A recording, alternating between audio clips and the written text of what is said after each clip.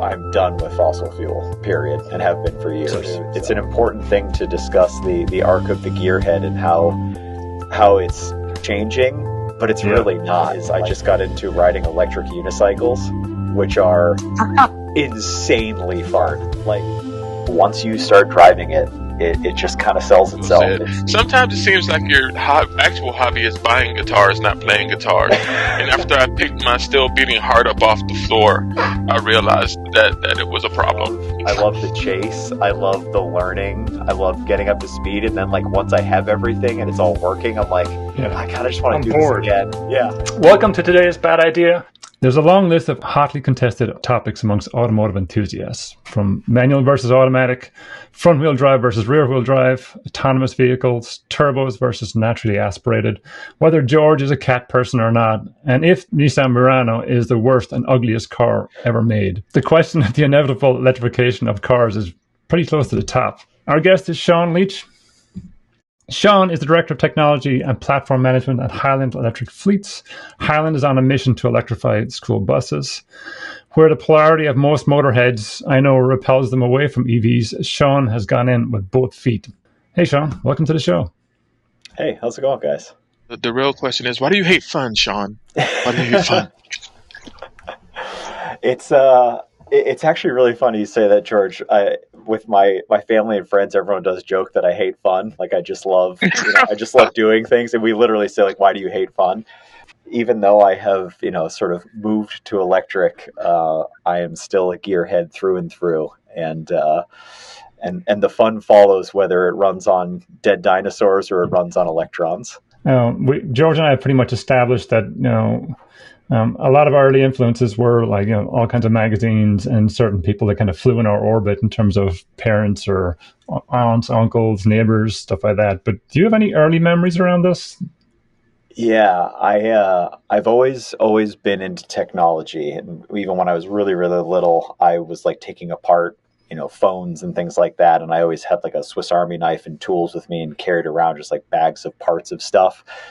I think one of my earliest car memories is my godfather, who lived in Canada, had it was an Alfa Romeo, and I can't remember which one, but we were up there for one of his birthdays, and someone gave him a Momo wooden steering wheel for his car. And I remember seeing it and like connecting with it. And I was like, wow, that's cool. And I remember he took me out for a ride in the car. And it was the fastest thing I'd been in at the time. And it was like this moment where I was like, oh, I like this. And, as I got older and, cars became more of a thing, it was just this perfect blend of a love of being a gearhead in technology and sort of cars and just the freedom of it that it just got me.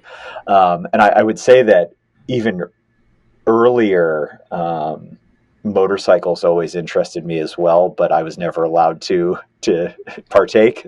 My parents loved me a lot and didn't want me to ride a motorcycle, but I remember seeing some older bikes, but I think really the first Ducati Monster, like seeing the first poster of that bike and going, whoa, what is that? Just the beautiful trellis frame and just the way it looked just was nothing like, I always just thought of Harleys and things like that. But that was the first time I was like, oh my God, like I like that. That sort of ignited my love of motorcycles. But no, I just, technology and being a gearhead has always been part of me, and cars seemed like the best way to sort of get into all of it.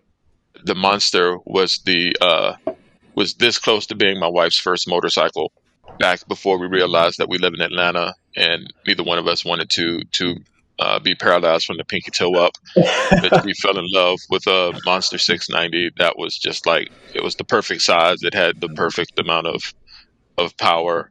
Yep. Because she's small, it was small. It cost much more than a SV650, which, because she's also a little sedity, that was the thing that was fun for her. Yeah, I think the Monster was a lot of people's intro drug into wheels. Absolutely. And it's funny you say the SV650. That was my first new bike, was an SV650. And great bike. And I have many fond memories of that. I would argue the SV650 actually is the most important motorcycle of the 21st century. Oh yeah, I mean, just straight up, I yeah, think more people have gotten into motorcycles because of the SV650 than any bike 100%. in the 2000s.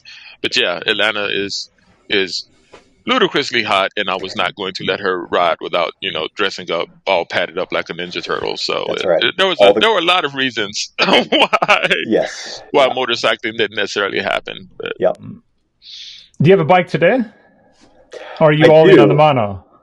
No, I own the Yamaha that I converted to electric, the early, or no, I forget if it's 60s or 70s. I forget what it is, but it's an older Yamaha that I converted to electric that's sitting in my basement on my motorcycle table. I haven't ridden in a while just because I've been riding bicycles so intently and recently the electric unicycles, but I still have it. And yeah, I mean, I've had a motorcycle in some capacity for the past I don't know, coming up on 20 years, I think, or maybe a little bit less. So I've always had a motorcycle for a long time. But no, I haven't ridden that one in a while because I've just been riding other things. But to answer your earlier question, my actual first motorcycle was a secondhand Ninja 500. I think it was a 2004. I was looking at the 250, but everyone was like, "No, you're not going to like the 250. It's a little too slow." So I ended up getting the 500 and took the Motorcycle Safety Foundation course, which I highly recommend everyone who's interested in riding a motorcycle. Start with the MSF course. You don't have to know anything. You can go in and literally leave knowing nothing and leave knowing how to ride a motorcycle. So definitely do that, and you get an insurance discount. But I took the MSF course, really loved it, and then got on the Ninja 500 shortly thereafter, and it was all downhill from there. I had lots and lots of motorcycles from that point forward. I, on the other hand, I was living near Boston in Dorchester. I had an EX 550 Cowie. And Boston drivers scared the crap out of me. So I think I rode it a few times, did the class, and then sold it. I commuted into Boston for a little while when I was in college on my motorcycle, like all the way into January. Most years, I would ride constantly, and it was pretty sketchy. But it teaches you to be very situationally aware at all times. We had a yeah, my previous buddy guest who James. rode a lot deep into the winter months too. Yeah, Frawley. Yeah, Patrick. He loved it until he didn't. He had two motorcycles stolen. He lives in Manhattan. He had two motorcycles stolen, and after the second one, he was like, yeah, yeah. I think this might just be a sign. yeah. Like it was fun when it was fun, but it was not as fun as he wanted it to be all the time. It's such a shame because New York is such a cool place for motorcycles in particular, but any like bicycles, electric unicycles. But at the same time, there's so much theft around those things that it just sucks the joy out of it because you're always scared of your stuff getting taken, and that's terrible.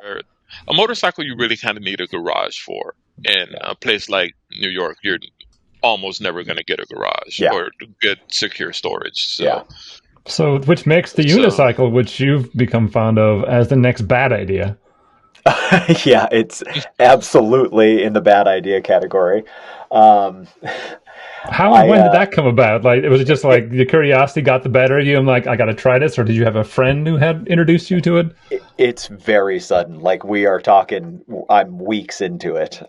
So at Highland, my coworker and buddy Zoe, he is very into the PEV side of the EV world, so personal electric vehicles.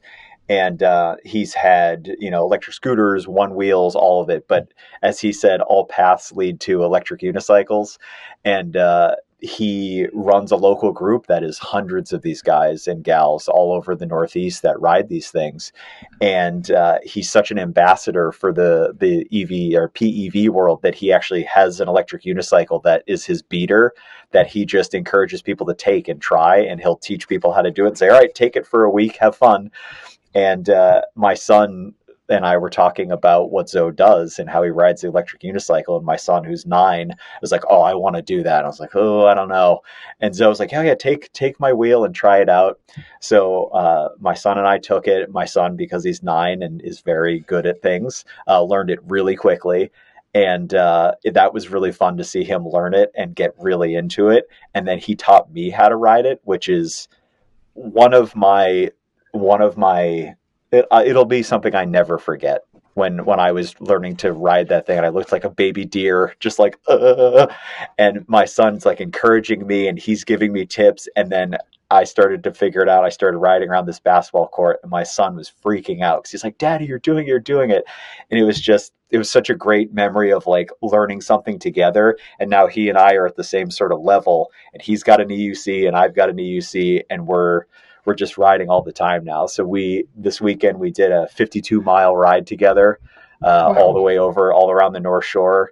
We've got full gear, head to toe, motorcycle helmets. We've got comms that we talk to each other. It's a blast. And it's literally like I'm 3-4 weeks into this. I've done hundreds of miles on it, and it's so fun. It's so fun. I would put it at the same level of motorcycling. Like, it's that cool. And it's just the most amazing feeling once it clicks. And once you, yeah, it's wild. But how long before it clicked? It was probably a good 3 to 4 hours of hardcore time with it before it started to really feel good. But you've got to probably and everyone's a little different. Some people get on and it just clicks immediately and they're off and running. But I would say most people need probably a few days of time on it and a good safe parking lot to spend some time in. And you need to be okay with the fact that you are going to crash. So you're going to need to be wearing gear and be ready to take a fall. Like I'm fairly certain my wrist is sprained right now because I was not wearing my gear one of the early ones and I went down. But it's a pretty steep learning curve, which I think is what has sort of kept a lot more people from doing it. But when you do get it, it's just amazing. What are the speeds we're talking about here? How? Yeah, it's as with all of these fun hobbies, the answer is it depends. But the current state-of-the-art electric unicycles, there are probably 3 or 4 different ones that can touch the mid 60 mile per hour. Yeah. It's crazy, but okay. They have extremely powerful motors and state-of-the-art battery systems, redundant sensors. Like at the end of the day, you're relying on a computer to keep this thing upright. So you want lots of safety systems in it, because if the computer stops working, you're going down. But no, it's incredibly advanced. It's been around, I guess, since I want to say like 2015, and it's just been this like quiet industry, sort of iterating in the background, and now they're really remarkably advanced. So if that's on your better ideas for automotive and wheeled vehicles, what's been some of the worst? I haven't had too many like truly terrible, especially like modifying, because Connor, modifying stuff is like, that's just like my bread and butter. Like I can't leave anything alone. And I'm sure George is the same way. I've never had any like truly bad experiences with modifying things. I've obviously flushed endless amounts of money down the toilet from modifying things, but if you go into it thinking you're going to make money, you're in the wrong area. I mean, I think probably the worst ones is like I had a few new motorcycles, and a couple of them I just took an absolute bath on because I wanted it and I got the motorcycle and it was like, oh my God, I don't like this bike that much, and it ended up, costing me quite a bit. Even the things that were challenging or didn't work out well, I had so much fun doing it, and I met so many great people doing it, and honestly just making the mistakes. You get better every time you do these things, and you learn what to not do the next time. And even the worst ones, I still learned something and had a lot of fun doing it. And again, just met great people throughout. I think one of the photos I sent you, Connor, of my SV650 that I had the back of it completely chopped off, that probably wasn't the best idea, but it looked freaking awesome. The bopper. And the bobber SV650. And it was just the coolest thing to ride that around because everyone looked at it and was like, what the hell is that? It was just so cool, but it was stupid. Like if you took the seat off, all the electronics that should have been in like a foot and a half of tail space, I literally had just crammed into that little space. And like the lights on the back of that were probably not bright enough. I actually got pulled over by a statey coming out of the city one night, coming back from class. And he's like, "Hey, I'm just pulling you over because like I really can't see your taillights at all." And he's like, "And I just don't want you to get hurt." And I ended up talking to the guy on the side of the road for an hour because he was really into bikes. And it was literally the side of 93, and we're just gabbing about motorcycles. But being in college and stupid, you don't always think about the safety things first. Of course not. But yeah, no, I don't think I have any truly like regret decisions because I had so much fun doing it. This seems like it's a good opportunity, George, to give you a shot at what you think his first car was. First car. Let's see. He was riding motorcycles in college, and he's both young and old enough that SV650s were a thing. So I'm going a little bit younger than us. Connor told me that you were one of us with a 4G63 powered something or other, but that's probably not a first car unless your parents are either wealthy or stupid, because insurance on anything with that would be a mistake. I'm gonna go Civic. You're not far. You've honed in pretty quick into the right realm for sure. No. Okay. George, keep going. I'm curious because you're getting close. We'll come back to this. I'll hear some more things you have to say. Connor, should I give a hint, or what do you want?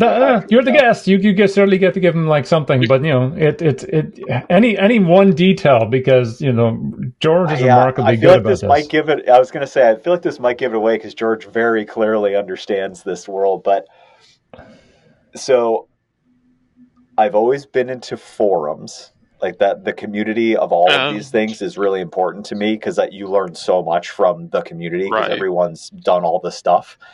So I'll say even from my earliest cars, I've always been part of active forums. And you zeroed in on the Civic. So it was a golf or a rabbit because VW Tex is the biggest forum of all time. And we're done. All right, and we're done. Yeah, George. So I cannot believe how much you keyed in on George. You gave him no hints, Connor? Mm-mm. Okay. That's the game. No, the only thing he told me is that Connor owned a Talon, I owned an Eclipse. He said that at some point in your past, you had a 4G63. But that's not a first car.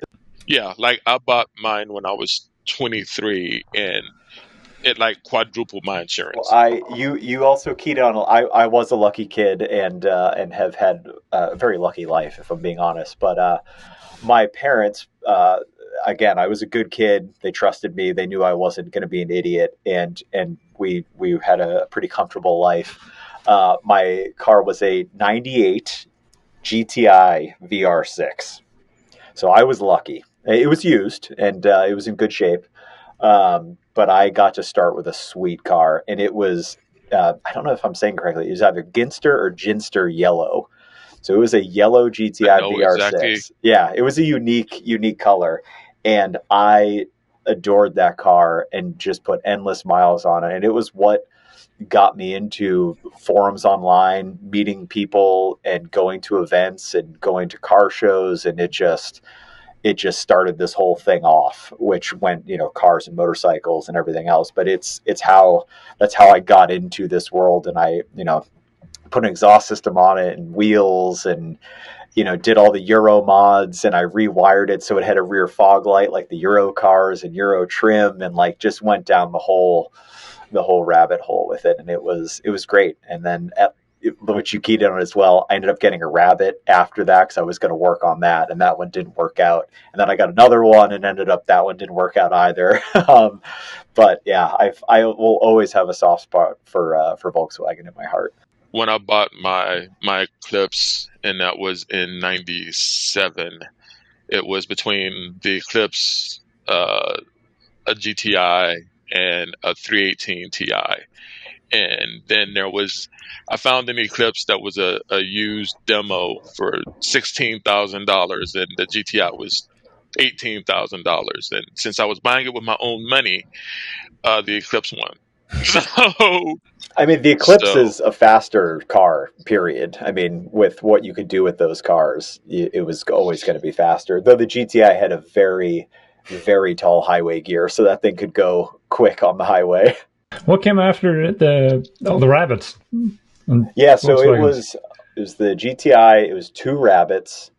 Then it was a 2004 WRX, which was amazing. I got that new. I was very lucky. I remember that car. I was able to get that. Yep, I think that's right around when we met, Connor.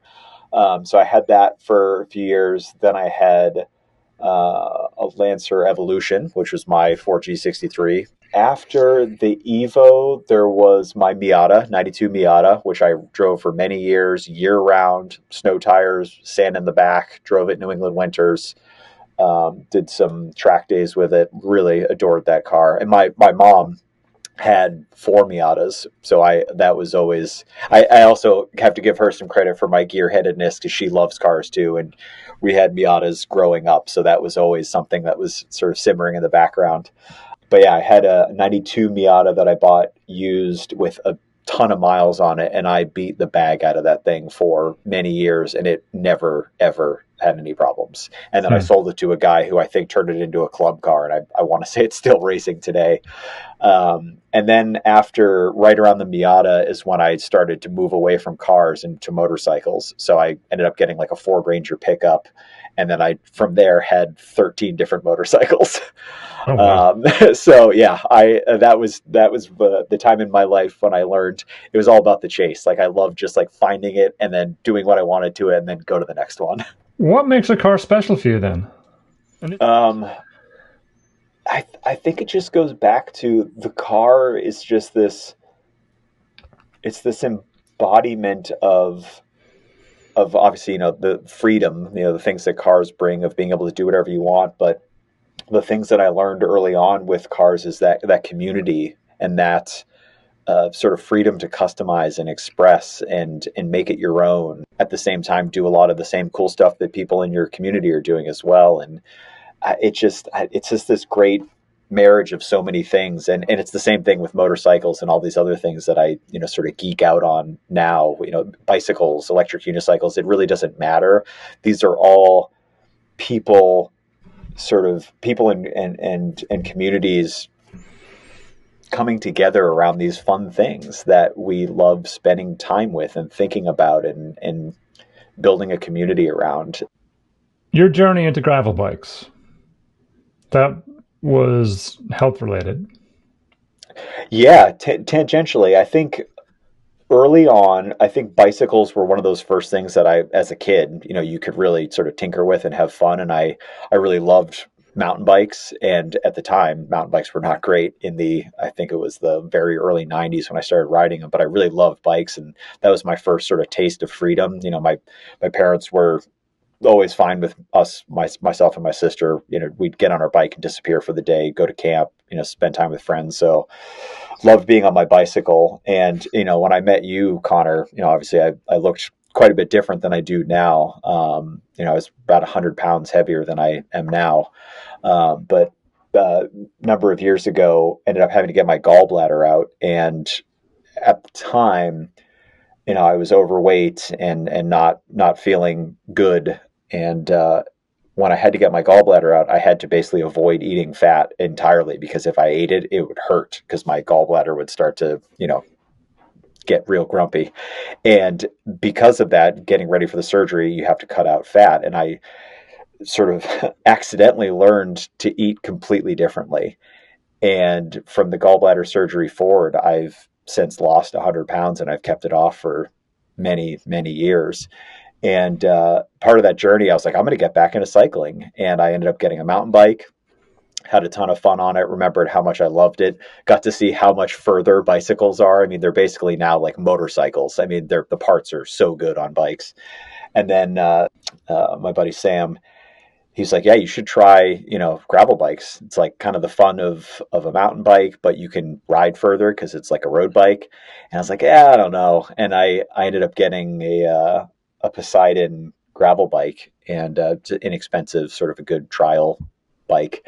And I loved it. And I went from only ever riding, a few miles on trails, which is a lot of work and you get tired, but I ended up doing 5 miles and then 10 miles and then 20 and 30. And I realized, wow, I really like riding kind of far. And then I really love that I can like go onto trails and then go back on the road. And now I'm at the point where pretty much every Sunday I ride like 60 miles, Wow. just about every Sunday.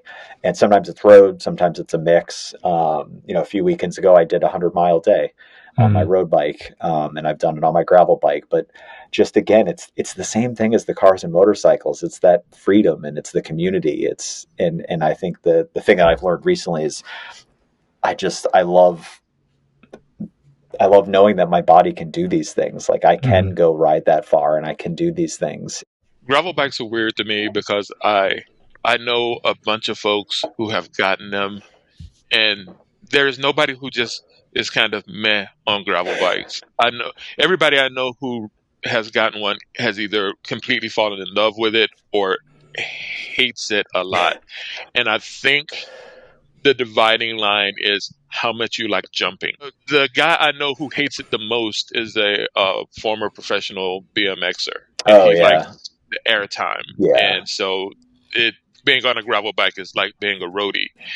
But for folks who are more hobbyists, like if you're a roadie or coming from cyclocross, I think it's 100% in your wheelhouse. Yeah, I would definitely agree that there's more of a line and there's more of a, they either way into it or they have no interest in it. I will say though, I know a bunch of mountain bikers who are really into, gnarly trails, getting some airtime, and they really love their gravel bikes because it scratches that same itch that the mountain bike does, but you can also do these bigger adventures. Well, for me as a old BMXer who spent most of his 40s just carving pools and whatnot, falls are not fun anymore. As you get older, falls become worse, and that's where gravel bikes become a little more interesting Uh, because the falls are less and lower. yes. So Have you tracked an EV? No, I have not. I've done some spirited driving in some EVs. I was lucky enough to have a Porsche Taycan for a few days doing some charger commissioning a little while ago. And I was out in some very nice areas very late at night with nobody around and got to do some of the driving I used to do in my youth. And that was one of those moments that solidified for me that, like, this is still really fun. Like, yes, it doesn't make the same noises, but this is engaging and dynamic and violently responsive. I mean, I get in gas cars now and I hit the throttle and I'm just annoyed because you're waiting for all the explosions to happen and the transmission to do 50 different things. Whereas in an EV, it's just instant every single time. It's just instant responsiveness. But no full on track days yet, but I'll probably get there at some point. When we met some months back, you did talk about that, about how as gearheads, we really kind of get hung up on this idea of sounds and, the other senses, the smells, all the things that come with internal combustion motors. And you were like, no, I don't care about that anymore. That you were very matter of fact about it, and didn't even hesitate when I brought it up. That I'm like, yeah, I don't care about that anymore. Yeah, I was surprised by it too. And again, I think it's just because when I started my journey into electric, I think because of my deep technology background, it was less of the like battling internally, like electric versus gas. It was like, oh, this is just better technology. I'm going to do that. Like that's how I've always looked at that. This is not a political thing. This is not, even though there's huge environmental benefits, this has always just been in my mind. This is better technology. This is more fun. This is cooler. Yeah, it's never really bothered me, especially when I've had these great experiences in EVs, like the electric motorcycles and driving that Taycan, and even my Model 3 that I daily drive. They're fun. And it's never really bugged me. If I want to smell, burning fuel, I can go to a racetrack and experience it a little bit, but I don't really like that part of it anymore. And once that's gone, you actually realize how much better it is day to day.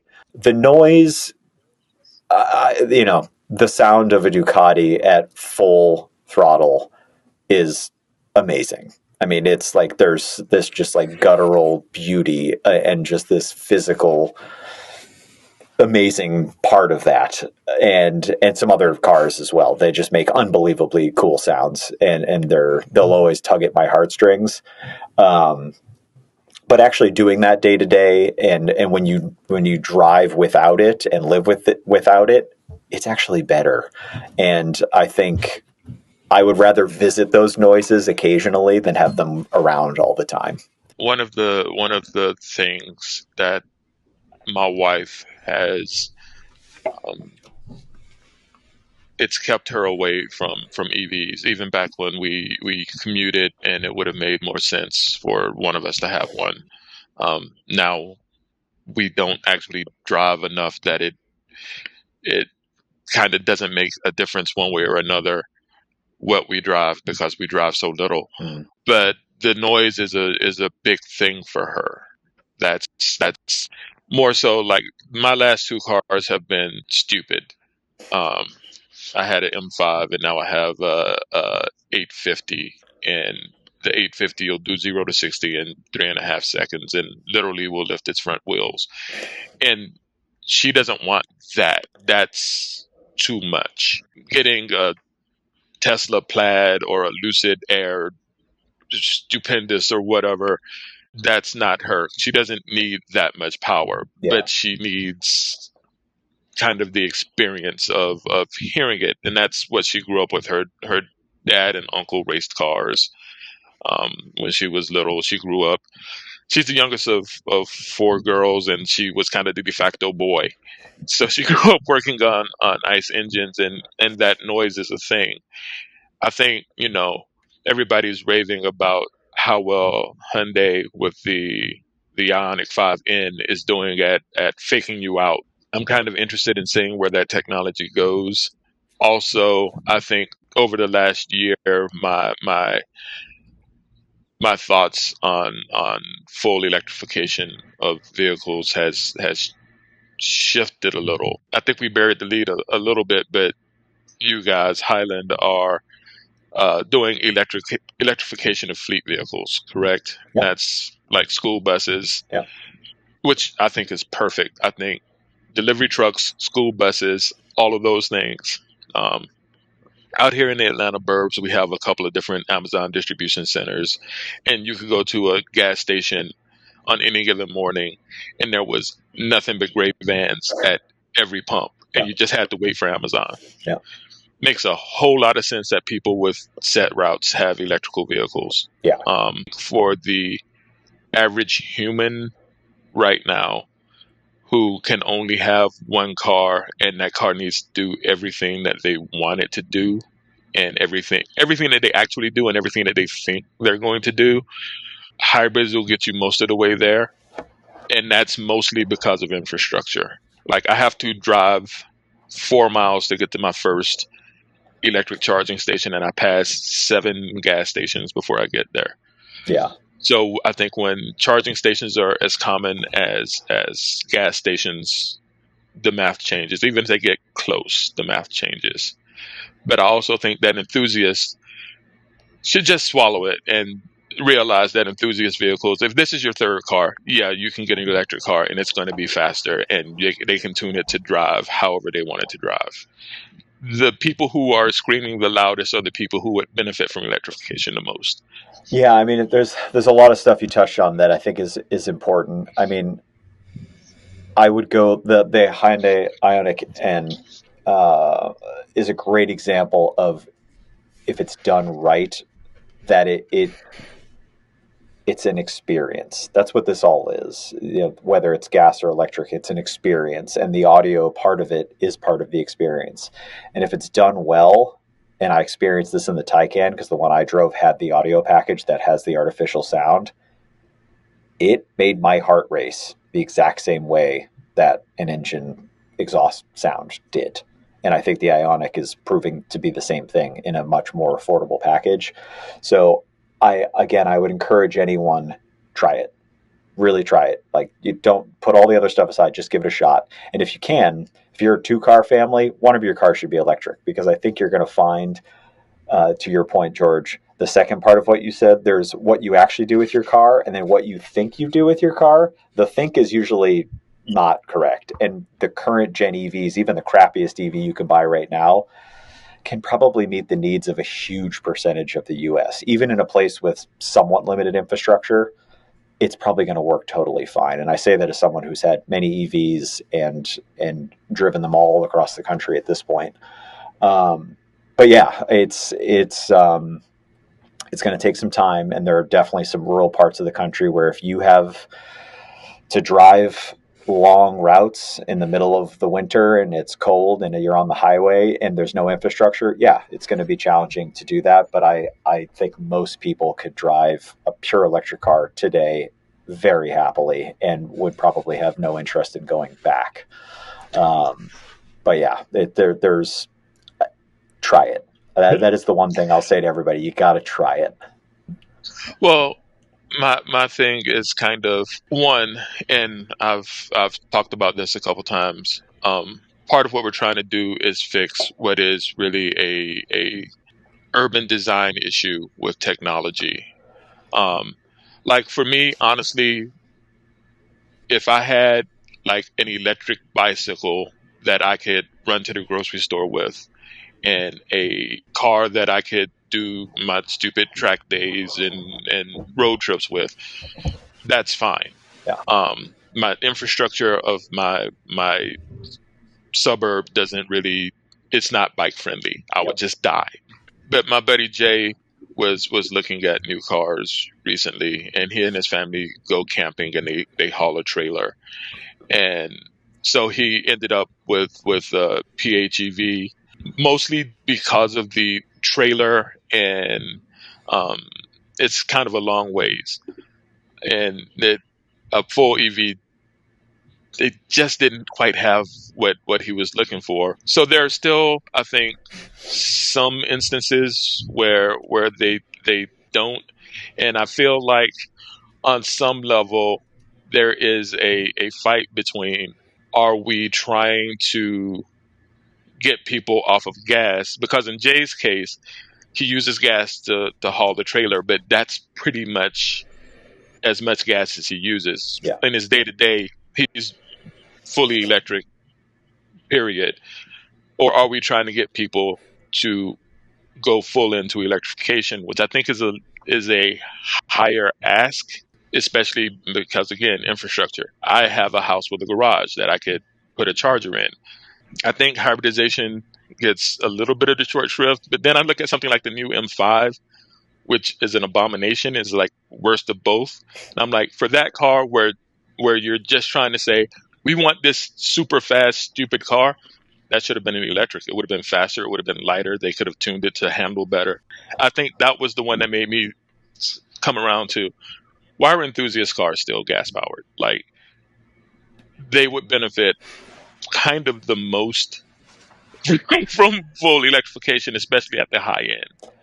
I mean, I kind of lived through this. In one of my early experiences with electrification was when this whole thing started for me, when I bought my Chevy Volt with a V. It was the first extended range plug-in hybrid, and that was relatively short range when it was actually fully charged. It was in like the 30s to 40s. Within 2 weeks, I was like, why in the hell did I buy this? Because I want the pure electric one. In the 2 years I had that Volt, the gas engine turned on twice, and it was for fuel maintenance mode. It literally needed to turn on to burn gas just to keep everything healthy, because the fuel was just going to rot inside of it. And I really quickly realized that plug-in hybrids are they're kind of a panacea. I think it's just it makes someone feel better. But most people I know with a plug-in hybrid, week 3 or 4, they're like, yeah, I kind of just wish I got an EV, and then I rented a gas car for the 2 times a year that I need it. For like your buddy who does the camping and towing. Honestly, if they had the budget for it, something like a Rivian probably could have met their daily needs most of the time. And then if they really needed to do a long trailer haul, just rent a truck for that trip, and then enjoy the EV the rest of the year. So I think my big thing is I try and encourage people to really think about how much they really do need that gas range and all of that and infrastructure side. I don't think most people need it as much as they think, and they could highly benefit from just go full electric and then do gas stuff if you need it the handful of times you need it. That's really where I push people now is, again, because I've lived through it. I had a plug-in hybrid and I very quickly was like, I don't need the gas engine. I'm just lugging this thing around I don't need. Is there anyone harder to convince of the value of EV than somebody who's been driving a diesel-powered bus for 20 years? Did you bribe them every morning and just show up with donuts? Like, how do you get someone to just sit in the seat and try this thing? It's funny you bring up the donuts thing. One of the things we talk about and joke about here at Highland all the time is the importance of showing up with coffee and donuts to anything. You just bring coffee and donuts and set them up for everybody to enjoy, and the barriers just come down. You sit around and you talk through these things over coffee and donuts, and it's just better.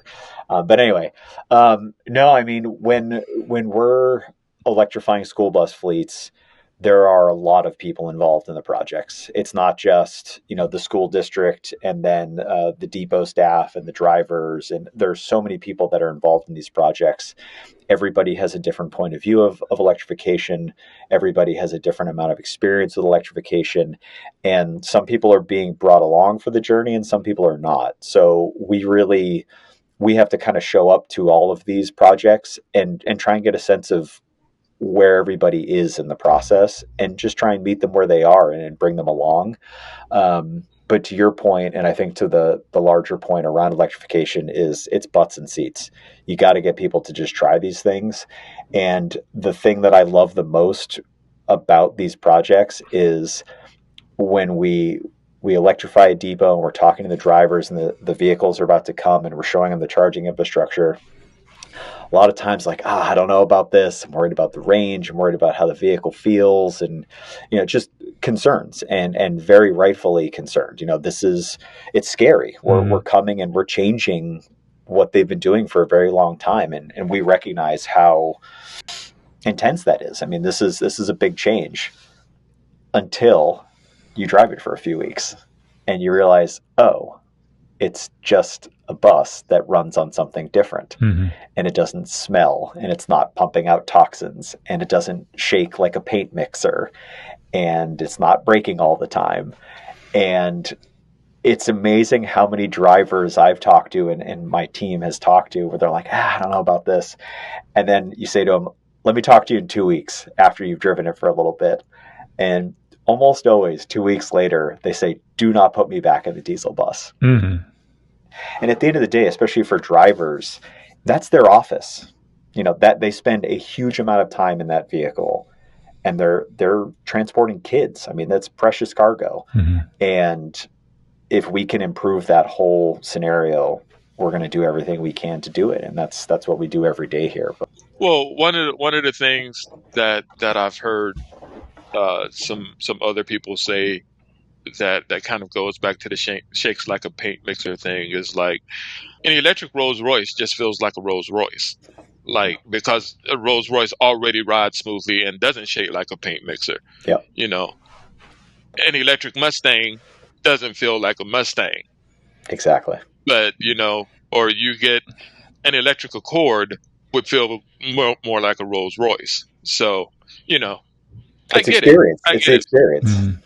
I get the experience of it being quieter. Yeah. I get all the upsides to it.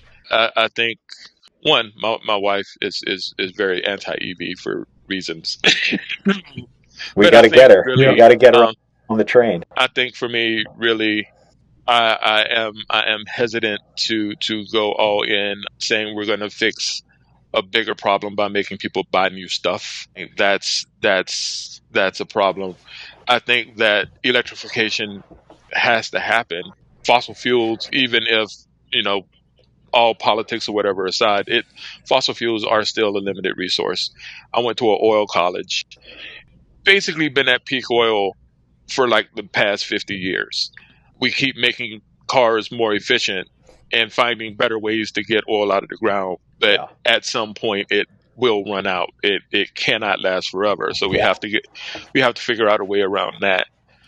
Yeah, And so I think you're right, and again, electrification is part of a much larger puzzle. I mean, this is not for the Earth's survival. We have to keep reminding ourselves of that. If humanity disappeared tomorrow, the Earth would be fine. The Earth would probably benefit if we were not here. This is how do we make humanity survive and not destroy our home? And electrification is a piece of that. And with school bus electrification, especially, we should be electrifying the things that should be electric. That the experience is it benefits from electrification, like you said, George. School buses, last mile delivery, even I think semi trucks are actually probably going to be electrified sooner than people think. Like it works, it's already working. Some very big companies have spent a lot of money buying those. So I think we need to electrify the things that are just the lowest hanging fruit. School buses, absolutely one of those things. They have a very set schedule, they have a very set life, and they spend a lot of time idling. And we can, at Highland, we use that idle time to do vehicle to grid. So like the power that goes in the bus can then be taken back out and benefit the grid when it needs it, which in turn lets you electrify more vehicles. So there's unquestionably an order of how you want to do these things, and Highland's really focused on electrifying those segments that make the most sense. But I also don't want to lose sight of the fact that if you do the experience, if you look at the experience of what you're doing, like what Hyundai's done with the Ioniq N and the Taycan and others, if you care about the experience, it can be great for all of these things. It's not going to solve the world's problems. Riding an e-bike is better than having a car, period. And I say that as someone, I have a cargo e-bike. It is unquestionably one of my favorite vehicles ever. Like I would rather go do my grocery run on that, and I do most of the time, because it's faster and more efficient than doing the car. Walking, riding e-bikes, like that's going to make a much bigger impact. But electrification doesn't mean you have to not be an enthusiast anymore. It doesn't mean you have to not be a gearhead anymore. That's something I think that a lot of gearheads are scared of. Like if I buy a Tesla or something else, like I'm not a gearhead anymore. I'm living proof that's not true. Like I am still a diehard gearhead through and through, and I always will be. And my gearhead stuff just runs on electrons. And it is because I focused on the experience and the community. Like that is what being a gearhead is. It's the experience in the community. I hope more gearheads try it, and just you don't have to go all in. Start with one, but especially if you're lucky enough to have multiple vehicles, make one of them electric. Give it a shot. See how it goes. But I also encourage them, like, buy an e-bike. It's great. Try an electric unicycle. It's a lot of fun. George, you might be wrong. I think he does like fun. It's a secret. I mean, it's a secret. Well, there was one thing that when we were doing show prep yesterday that I brought up. It was a constant thing that I've heard auto journalists say about electric cars, is that they all drive the same because they all have skateboards, and so they're all built on that platform, so they all drive the same. That's such a I'm ignoring the reality of manufacturing excuse. Like, the first ones were all built the same because that was easy and proven tech. But as we go forth, I feel that more companies are going to try to differentiate themselves in their driving dynamics. And we're seeing that. Yeah. And one of the things that you can do with an electric car that you can't necessarily do with a nice vehicle, because you do have true active torque vectoring, is you can program a car, even if it has a skateboard, to react like a front-wheel drive car or a super oversteery rear-wheel drive car. Yep. These are things, and I think as we go forward with them, these are things that we will see more often. So I don't want to come off like I'm anti-electric car. I don't think we're at full electrification yet. I think we will get there, but I don't think that we can just skip the middle step and be like, ta-da, we're done. Because I would definitely agree with you. We're definitely not done, but George, I think we're way closer than you think, and I don't think you come across as anti-EV at all. I wish more people were as open-minded as you about this whole thing. And realistically, if we can get you to electrify even a little bit, I'd call that a win. Because I think, dude, look, I would be perfectly happy.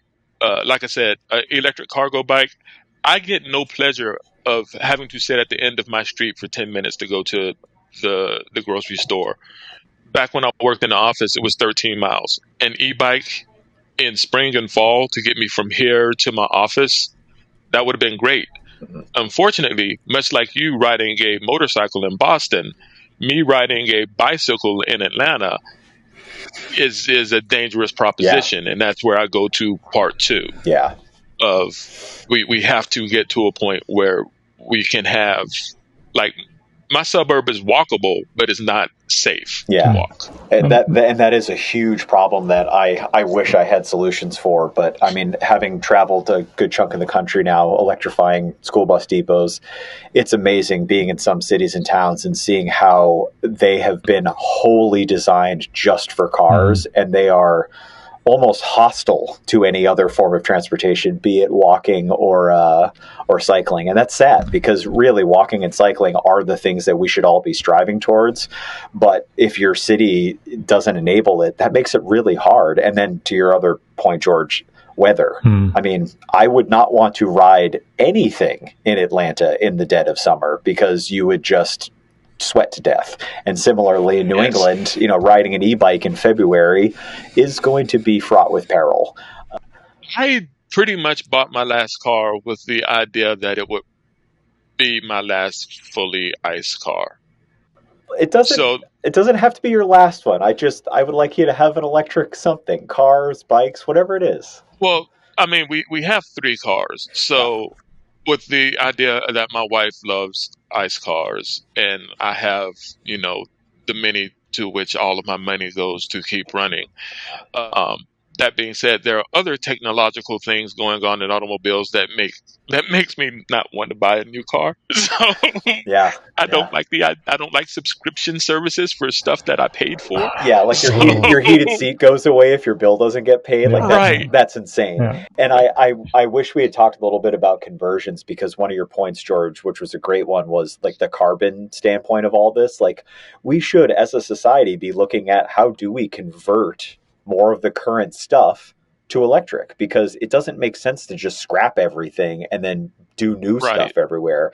Like what I've experienced with my Yamaha, like that was an old bike that no one cared about, and it was going to be thrown out, and I made it electric and got many more years of fun out of it. And it was pretty easy. And especially with classic cars, as we get more constraints around cities of emissions, let people still enjoy these beautiful old cars. Just take the ICE engines out, because honestly, it's the worst part of owning those, outside of the mechanical feel of a beautiful shifter and some of the sounds that they make. But realistically, most classic cars, the engines are terrible. Like, you're going to be fixing them all the time to keep them running. And if you just take that part out, you can still leave the transmission in. There are tons of conversions where you can keep that beautiful gearbox and just have it shift the electric motor. I think all of these things are going to be tools that we can use to just keep this automotive passion going, and these motorcycles and everything else for a long, long time. Let's electrify these things where it makes sense. Let's keep some of them fossil fuel and drive them occasionally, because that's probably going to be okay. There's lots of problems to solve, and I think all the tools are out there now. We just have to figure out the right way to deploy these things. And on that note, that's perfect. Thank you, Sean. This has been fantastic. Yeah. I really do appreciate your time. And like I said, I think you are at the beginning of a much longer journey, and I'm excited to see where it takes you. Oh, thanks, guys. I appreciate it. I really enjoyed talking with you both, and I yeah, I'm excited by the future of this. I think all the gearheads are going to come along at some point. It'll just take some time. Some of them kicking and screaming. It's okay. Always are. Always are. All right. Thank you. Thanks, guys. All right. Take care. Thanks, everybody. Bye.